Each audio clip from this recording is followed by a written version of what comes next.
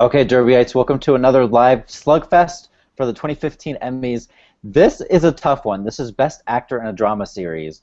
And I think this could go one of 5 ways, possibly even 6 ways. This is so open. Rob, I'm going to start with you. Who are you predicting, and how confident are you that he'll win?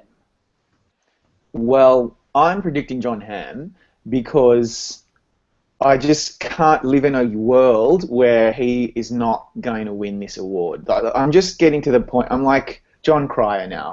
I want to tweet it out every day, and I'm supporting a win for Jon Hamm. And the episode does support that he is at least in the lead.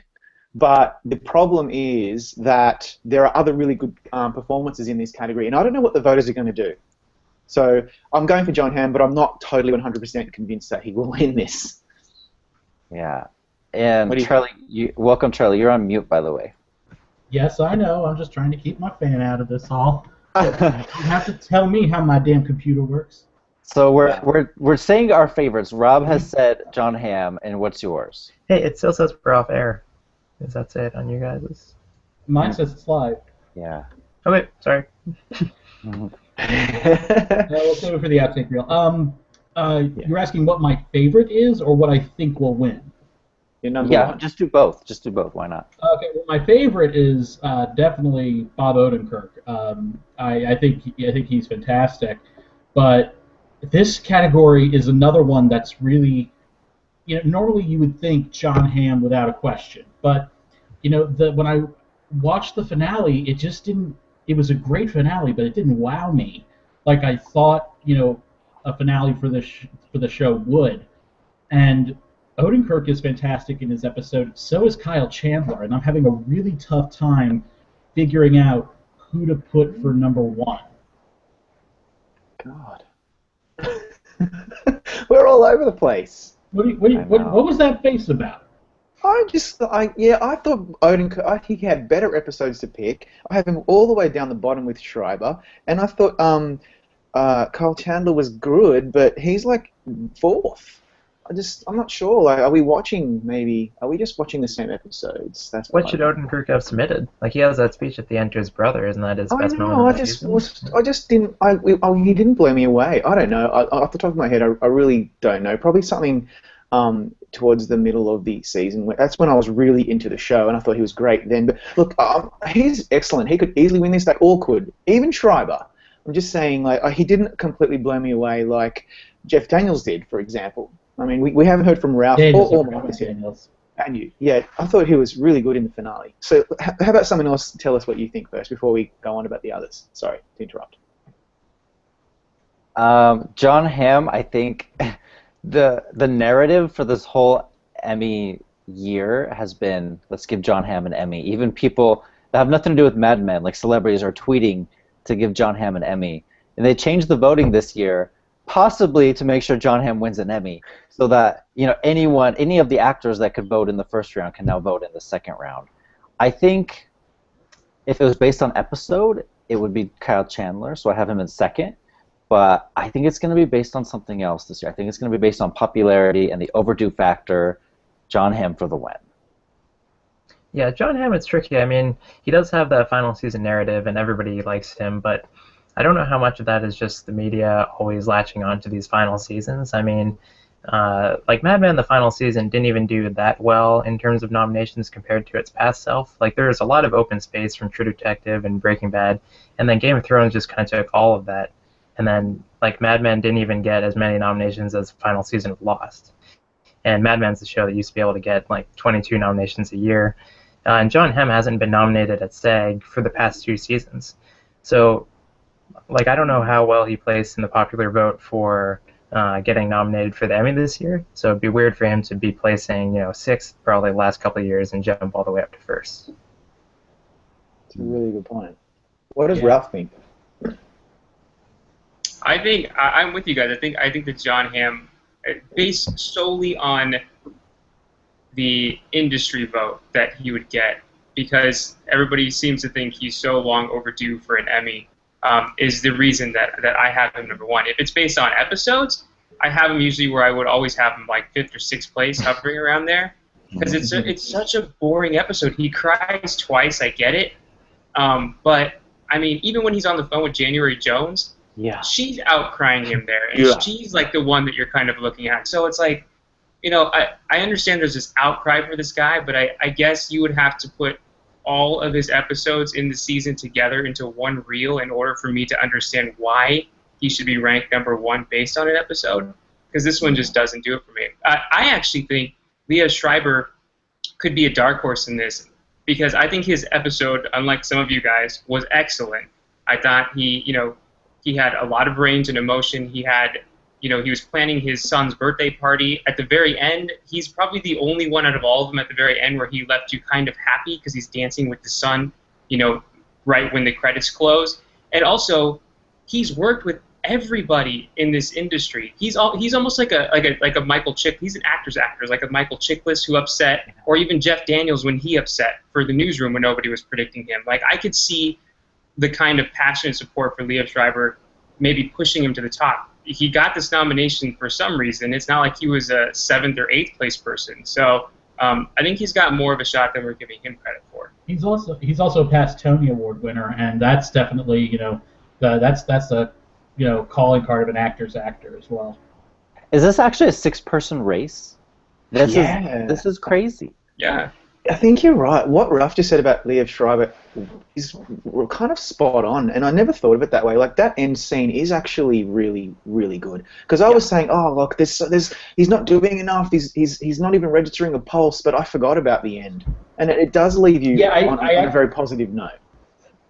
I actually just watched it. I was just finishing the episode before I came onto this chat, and it was interesting because you look at the elements, and you can kind of see this as the Emmy as why it's an Emmy episode. The family's all getting together, lots of alcohol. Shit's gonna go down. Boston Irish, shit's gonna go down, and even the big climax of it all, when he yells at his brother, you're kind of like you thought there would be a bit more to it. Yeah. But that end scene is the linchpin. It's the linchpin. He directed it too, right? Did he? Wow. Yeah. I think, Riley, you wrote to us earlier in the week with your rankings, and didn't you say something about this is a really good episode? I mean, I had that in mind when I was watching it. Maybe I had more expectation, but do you have the same view about the episode? Yeah, no, I thought that he really surprised me. I mean, I love Bob Odenkirk's performance in this Pimento episode of Better Call Saul, but I feel like if I hadn't been a viewer of Better Call Saul, maybe I wouldn't feel the same way about him. I think for fans of Ray Donovan who understand fully what this character's been through and the story, the show thus far, that they would really love this performance, because I think that he gets to do as much as he's ever going to have to do on that show. But I still have him in 6th because, Ray Donovan has no other nominations. He even lost its only nomination from last year, Jon Voight. I think that's proof that they're not watching it. I mean, Jon Voight, very famous. That's why he was nominated last year. Liev Schreiber, movie star, famous TV star. I think that's why these two guys have been nominated. And that's why I also have him in 6th, just because I don't think... And yeah, last year Allison Janney won for Mom. That was the only nomination for Mom. But that's rare when that happens, that your only nomination is going to be a winner. Yeah, well, like Chiklis for The Shield. I mean, that first year he was the only nomination, wasn't he? No, I believe the show was nominated in either writing or directing or both. I think it's both. Yeah. But it was. Yeah. But I think to Ralph's point, it wasn't like a big Emmy show at that point when he won for a very small, at that point, cable network. So there is some comparison, but I have paused for Liev Schreiber because of there's a lack of support for Ray Donovan. That's there's no doubt about that. Yeah, that's scary. But then again, he did get nominated for the 3rd season of the show. I mean, it's not two previous seasons before this. No, he's nominated for the 2nd season. I think what happened was last year he came in 7th. The third season. That's right, because Jon Voight's last year. Yeah. Sorry. I think he was 7th last year, and then Bryan Cranston, Woody Harrelson, Matthew McConaughey had gone, so then he was able to jump up. But then meanwhile, Jonathan Banks came in, and then he bumped out Jon Voight. So I think his category is just easier than it was last year, so I don't think he's going to do well in a popular vote.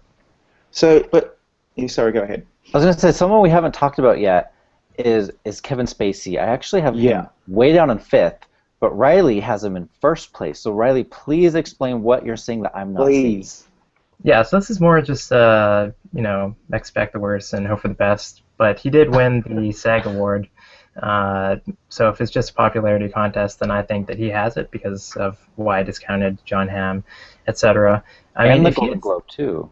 Yeah, if he had submitted Right. the finale, then I think he would have won even in the old tape system. I don't know why he submitted the episode that he did, but who says the tapes matter this year? So Yeah. But just talking about tapes, let's talk about the tapes as well. That's what we're really here for. And I don't know why he picked that one. I guess he picked it for the final scene on Air Force One. It's a very good one, and I love it when he looks at the camera and says, "What are you looking at?" It just gives me chills. I've watched it a few times. I love it.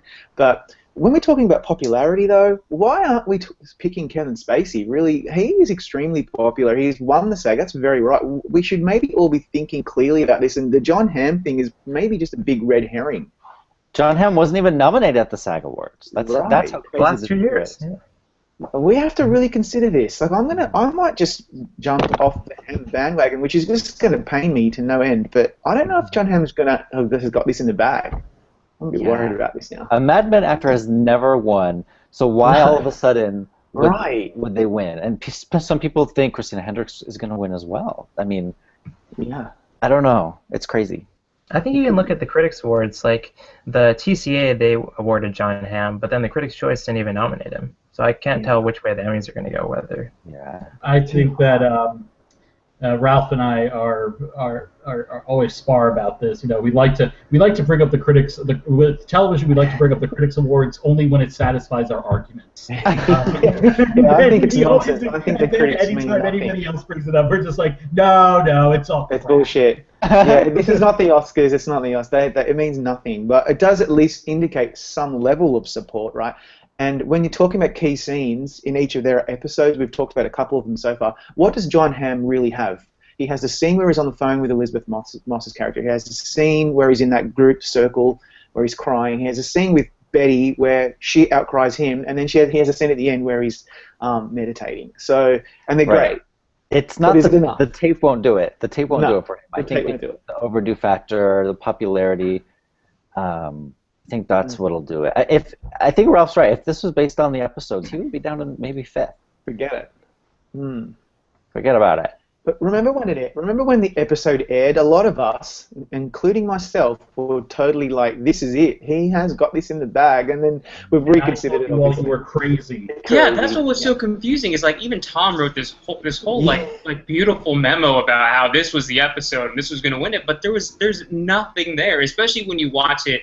Like when you're watching it with Chandler's episode there, or even Schreiber's, or any of those. I mean, you're like, where these guys have these huge scenes, and Rob just listed out 4 scenes, and none of them can we say that he was a powerhouse in those scenes or owned them. Yeah. Well, let's talk about Chandler. This is someone a lot of us have in second place. I think Chris Beecham is actually predicting Chandler right now, and Chandler has beaten Jon Hamm before. It was the final season of Friday Night Lights where he took on Hamm and beat him. For the suitcase of all episodes. Yeah, right. Unbelievable. What is it about him? Is it the scene in the car? Is it the scene on the beach? Like they're pretty good. It's the scene on the beach. It's the scene on the beach. Really does it. Yeah. It is pretty good. Wow. Can you imagine if it happens again? My God, Jon Hamm will be getting that voodoo doll out. It'll just get ugly. It'll be shocking. I just want to see security cameras from around the Microsoft Theater to see if he actually finds Kyle Chandler's car and just starts wailing on it and just beating the shit out of it. With a golf club, yeah. Yeah, just go all OJ on it. Oh, that'd be awesome. I have to say though, when that I was gonna say when the episode aired, but it's on Netflix. Yeah. So when I watched Kyle Chandler's episode, the part 12 one, this was months and months and months ago, I said, oh my gosh, did Kyle Chandler just win an Emmy? And then he submitted that one smartly. So now the only question is Bloodline popular enough within the Academy to actually win something? They only got two or three nominations. 2 nominations. Yeah. So it's similar to Ray Donovan then. That it's not really on their radar, is it? Yeah. That's a problem for him. We have to admit that. Yeah, and I would say if a Netflix guy is going to win, it would be Spacey over Chandler, just realistically. But then again, Chandler's episode is so amazing. if they go based on the episodes, which is a question mark, I don't know if they're going to do it. I don't know what to do, you guys. This is absolutely insane. This sucks. I can't work it out. Yeah, I know. I just looked at my predictions. I do have Odenkirk at the top right now. Really? Oh. Yeah, I do. Why? Why is that? I mean, that. Because he wears a wig? Yeah, is there any wig taking I'm going to fucking choke you. You are going to be Ben Mendelsohn by the end of this chat. I swear to God, Marcus. Derby After Dark. I'll buy your plane ticket, Charles, if you promise to hold to that. You got to help me get rid of the body then, okay? Yeah, that's the other problem. Okay, all right then. Trump says your people are good at that, so that's okay. Yeah, exactly. Yeah. Now we're really close to it, so I can get the help.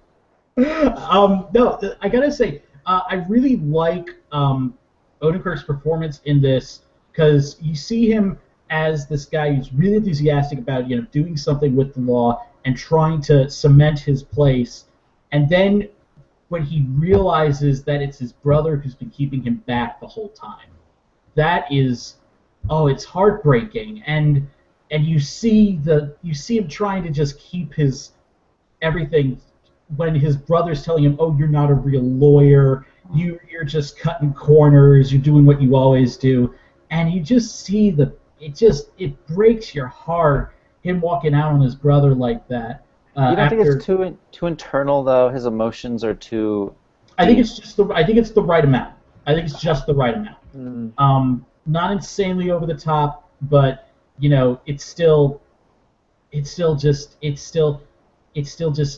gets you. It gets me at least, and I think that's just the right tone.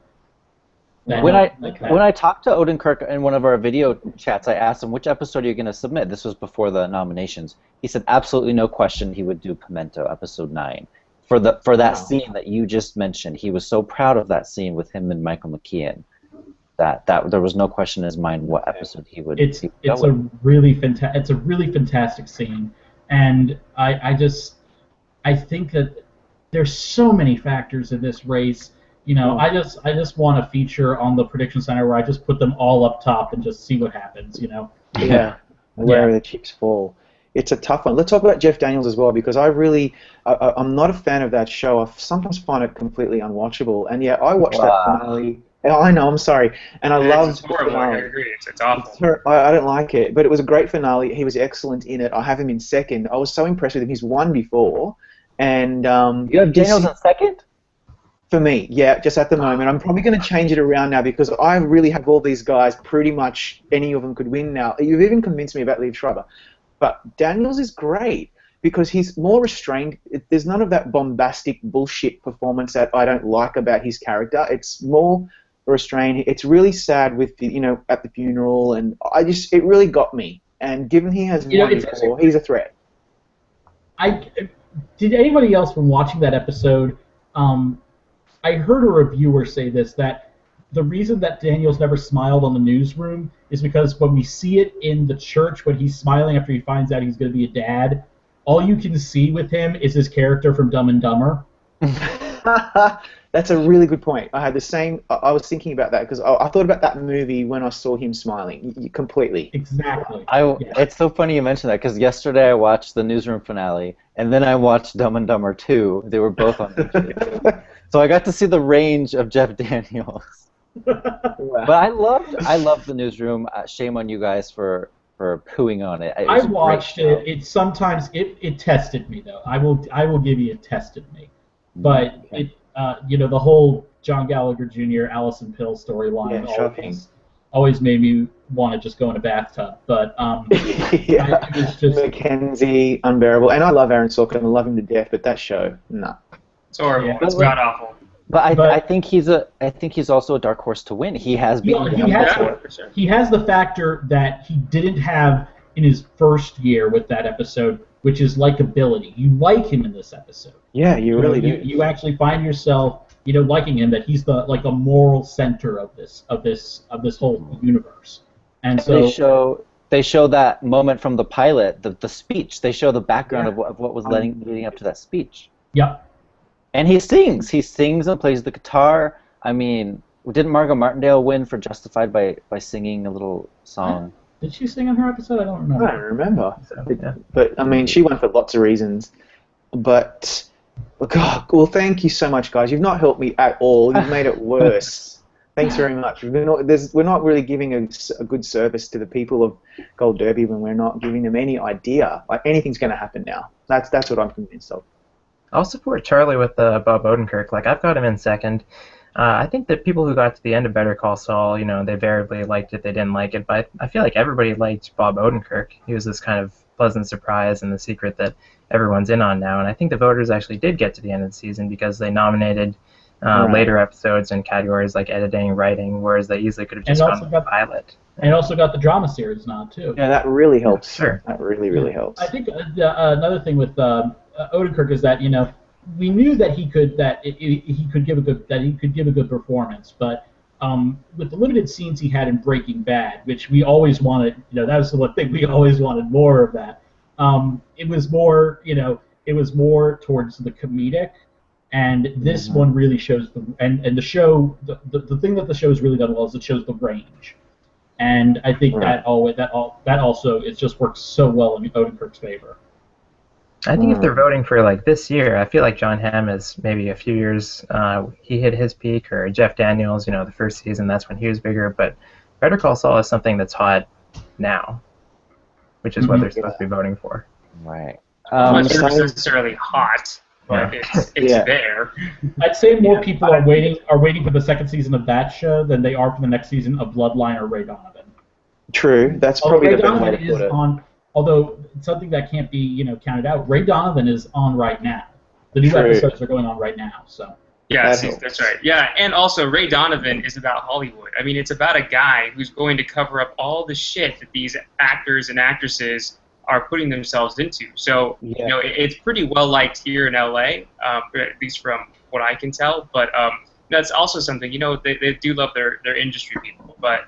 I don't know. I think Jon Hamm, his character is just too iconic to not, for people in this kind of situation with this kind of voting system, to not go in and, you know, rank him at the top. It's just like, it's almost like a Tony Soprano or, you know, a Heisenberg type character. Kevin Spacey will for sure win some year because Frank Underwood is pretty big and iconic too. So that's the only reason I'm sticking with Hamm. But if not, I would be as confused as you guys because I see it into a hard category. And by the way, in the forum, the perks of being a griff says, guys, we need to watch the tape again. He's talking about Jon Hamm. We're overthinking it. And he also reminds us the SAG Awards where Kevin Spacey won. Jon Hamm was, you know, I guess Jon Hamm will be eligible at the next SAG Awards because of the way the episodes aired. And then he also says no one watched Bloodline. Could it be true? Well, someone did because they got 2 nominations. Is it just because of Friday Night Lights, though? I mean, Connie Britton got nominated for Nashville and American Horror Story. I feel like all off of goodwill from. True, but Ben Mendelsohn, who is Ben? No one really knows Ben Mendelsohn very well. He's an Australian actor. He got nominated for Bloodline, so someone's watching it. That means they're watching it because if not, Sissy Spacek would have just got a name nomination. Absolutely. Yeah. And then Joe F123 says the industry support for Hamm to win an Emmy is like nothing he's ever seen before. Even Julie Louis-Dreyfus said he should get the Emmy in her statement that she released when she got nominated.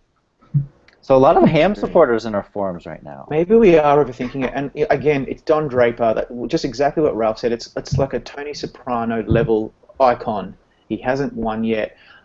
What gives me pause though is Steve Carell never won. I'm sure there are other examples. But in this new voting system, do you think Steve Carell could have won that award? Yes, you're right. Yeah. That's one thing. Here's the other thing that I think is also interesting.